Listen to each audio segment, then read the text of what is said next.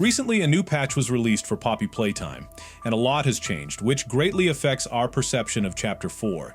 The game feels different now, with updates that shift both the gameplay and the atmosphere. The first major change awaits us right at the beginning when we encounter the mini Huggy Wuggies. These multicolored Huggies now attack us from all sides with increased aggression, trying to jump at us and bite. But it's not just the mini Huggy Wuggies that are causing chaos. Now they're accompanied by other nightmare creatures. These creatures, as expected, are lurking somewhere in the Junkyard, adding an extra layer of danger. Before the update, there were no nightmare creatures in this area. We only encountered them after meeting the Doctor, or we might have caught a brief glimpse of them elsewhere in the game. However, now, this mini-boss fight with the little creatures happens right at the beginning, which makes much more sense in the context of the game. In this pile of decaying, forgotten toys, it's clear that there are more than just mini Huggies hiding out. There are nightmare creatures as well, giving this part of the game an unsettling and foreboding atmosphere. This update not only adds challenge, but also gives more depth to the lore of the world, making the Junkyard feel more alive and dangerous than before. So, what was updated next? I wish I could say that they removed the death of Pianosaurus and at least gave us a small boss fight with him, but no, it seems the developers are intent on trolling us with this for life. They're keeping the mystery alive, and I can't say I'm not a little disappointed. However, they did release a fantastic update, Yarnaby's Chase, which really brought some fresh excitement and energy to the game. What makes this last chase so great, you ask? At first, it might seem like not much has changed. It feels like the chase we experienced in the earlier, unupdated section of the game. But as soon as we reach the hook, that's when things take a turn. An animation triggers right in front of us. We make the jump and Yarnaby grabs the hook, adding an unexpected surprise to the chase that keeps us on our toes. It's those little details that really enhance the experience. And here's the best part. Notice how the developers have finally fixed an earlier mistake. Instead of simply catching fire as we saw in previous versions, we now get a clear explanation for why it might have burned. This small change adds a layer of logic and immersion to the game that was missing before, and it makes the entire sequence feel more thought out. It's those kinds of improvements that really elevate the gameplay and make the world feel more consistent and real. It's clear that the spark hit Yarnaby's fur because Yarnaby is highly flammable, which is why he caught fire. But this wasn't shown before, and we could only guess why Yarnaby suddenly burst into flames like a matchstick. Now, he doesn't do that at all. Instead, he just falls, not into some abyss where the fire might be, or into lava. Yarnaby sinks into the lava. It looked pretty epic, and they showed us that it seemed like Yarnaby was about to eat us, but at the last moment he grabs the hook.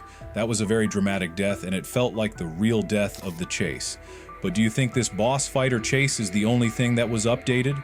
No, there's another updated boss fight. It doesn't really differ much. You do exactly the same things as before, the same as it was, but let's not drag it out. This update is with the Doctor. As soon as we start getting close to his lair, we see TVs. These are the same TVs that didn't show us anything before.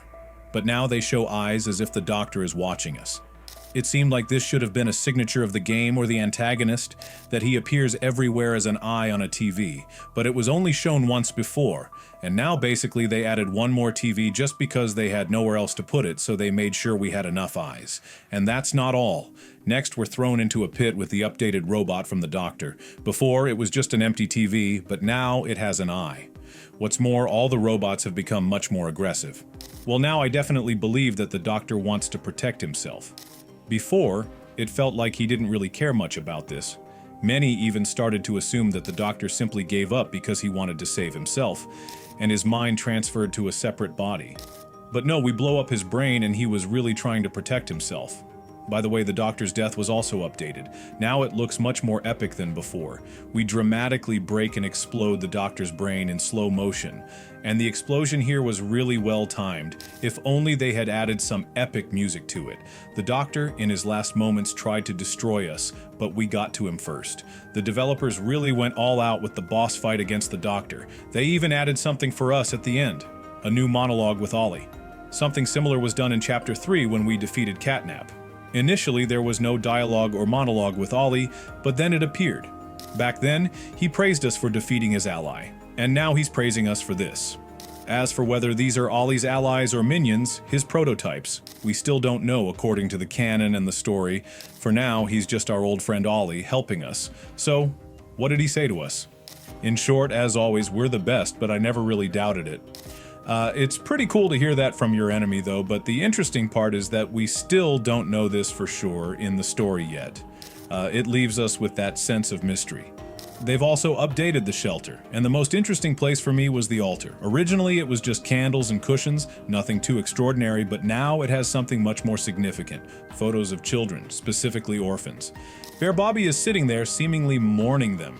I can even assume that he might be mourning himself, his past. After all, this toy was once a child. Or perhaps he's mourning his friends, or maybe even just feeling sorrow for his peers who are no longer around. In any case, the altar's presence seems to hold deeper meaning than we initially thought. Overall, there's a lot of interesting things to discover in the game. You can approach different creatures and talk to them, which gives you more context and backstory.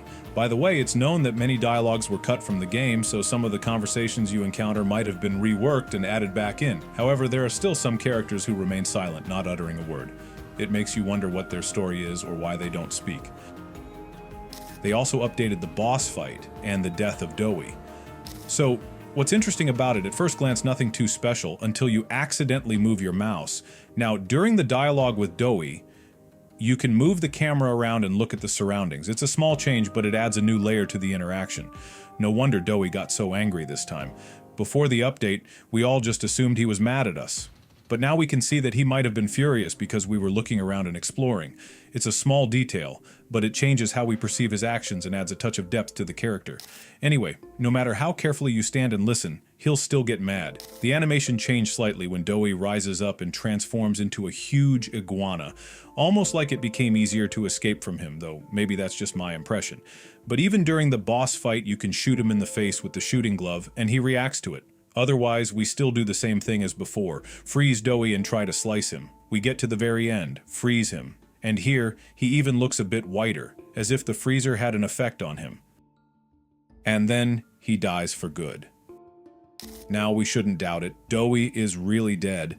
Although I'm still curious, could he have survived under these extreme circumstances? After all, we froze him and then gave him a fatal massage, but would that actually be enough to kill the invincible Doey? What if we thawed him out? He's bound to melt eventually, but maybe that wouldn't even help in the end. This remains one of the biggest mysteries. The update to Doey's death doesn't fully answer the question of whether he could survive or not, but it certainly feels like the developers are hinting that no, he can't survive these events. They made things even worse for him, making it seem like he truly met his end. That's pretty much all there is to it. But if you really dig deep into the game's files, you might uncover some additional minor updates that could be easy to miss. So, what update did you like the most? Do you think the game really needed these changes, and were they worth adding? Share your thoughts and opinions in the comments. Also, do not forget to watch all our videos and put the bugs